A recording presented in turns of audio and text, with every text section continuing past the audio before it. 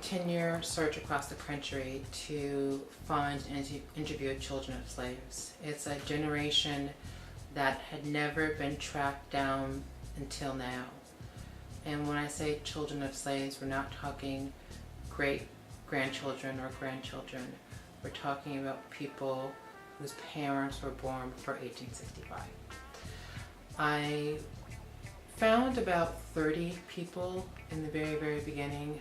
The book focuses on 12 interviews traveling from California to Mississippi, Tennessee, North Carolina, South Carolina. I wanted to tell a story of how freed slaves raised their children, how African Americans came out of the most barbaric period in U.S. history, and how they became parents, mothers and fathers, husbands and wives. You know, we have an idea in Barnes & Noble or on Amazon.com of what our history is, but our history has never focused on, I say the S word, right? Slaves as people. And I really wanted to humanize that generation and to put them in context of how we can relate to them. And we can't relate to slaves, but we can relate to mothers and fathers and how they influence us. So I wanted to figure out how their kids turn out. Eradicated almost. But we see that sometimes, often, children of slaves, enslaved people, were successful. They established businesses, or they were able to save and do a lot of things that one would find remarkable given the hardships they faced. Why do you think they were able to do that? And that was something that completely took me by surprise in doing the research. So I had an idea of what I expected from the people I interviewed. Because that period in the U.S. history is blamed as for the root cause of, for the most part, all the problems in the African American community, whether it be homelessness, single family, drugs, violence, crime. If you talk to historians long enough, they always go back to 1865 and slavery.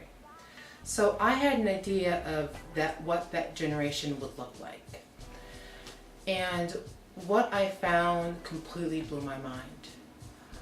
I found a generation that was raised by people who wanted the best out of their kids. They wanted to raise good families. And good is a loaded word, but we know what it looks like and we know what it feels like. And these are people I interviewed, their parents had no idea of classes, of workshops, of what it meant to be a good parent, but they knew they somehow raised their kids with it. I remember in one interview with a guy who was 100 named Walter Scott in Prospect, Virginia, and he talked about how his mom said, both his parents were slaves. His mom was born in 1847, his dad was born in 1838. Dad was actually in Appomattox at the time of the surrender. And he said his mom said, you can't be a dummy. You had to be someone. You had to marry someone. You had to get an education. And I think that came from a period and a generation where after freedom, I call it the immigrant mentality, right? We hear about immigrants coming to the U.S. and making the most of their situations and thriving, creating businesses. That's how we were as a community in 1865. And there was a need and an urgency to take advantage of everything. And it's beautiful to think about. The idea that you can survive what you survive, but still have faith in the potential of this country. A period during Second Reconstruction where we were running things. We were running things so well that people had to hold us back. And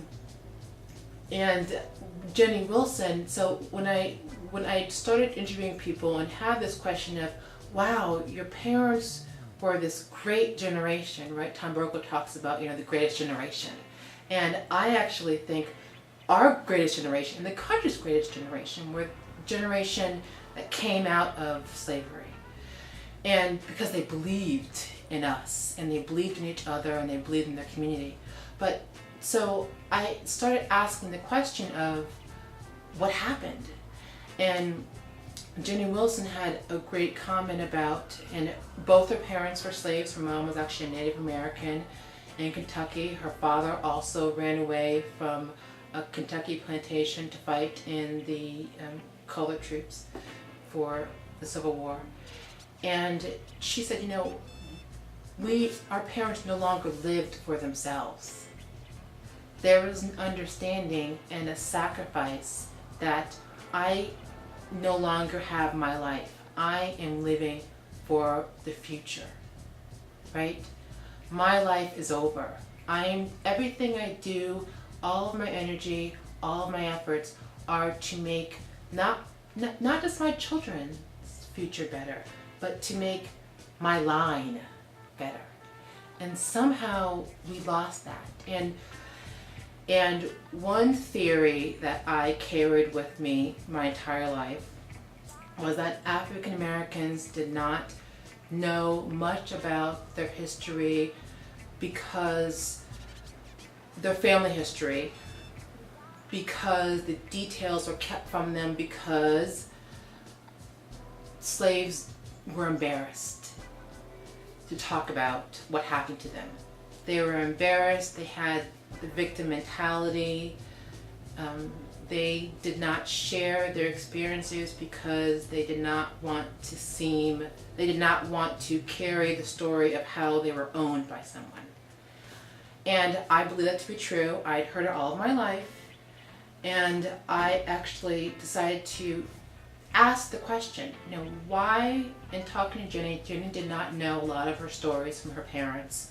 She overheard it from her parents talking to other adults. And I said, why would your parents talk to other adults but not talk to you about the experience? And she said, my parents didn't want me to be angry. I'm like, what do you mean? My parents did not want me to be bitter from the experience that they had.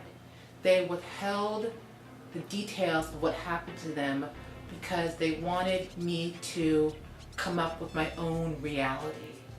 And they knew if I knew everything that they went through, I wouldn't want to be around the community that we lived in. And that's profound to me. I completely underestimated the generation, right? I did not think they knew better, right? So we believed that they felt they were insecure, low self-esteem victims, but it was the complete opposite. They were strong, strong character, will, and sacrificed in order for their kids to be better. And that's not something that was ever taught. I completely underestimated them. We need to know who we are and where we came from. I am not me, right? I joke in the book that I believed I became who I am because of my experiences, my friends, my education, world traveler, blah, blah, blah. I believe I am who I was because of me. And what I realized was that I am exactly like my dad, right? Who was exactly like his mom, right? So I'm part of a bigger picture. And to know that bigger picture is to know your potential.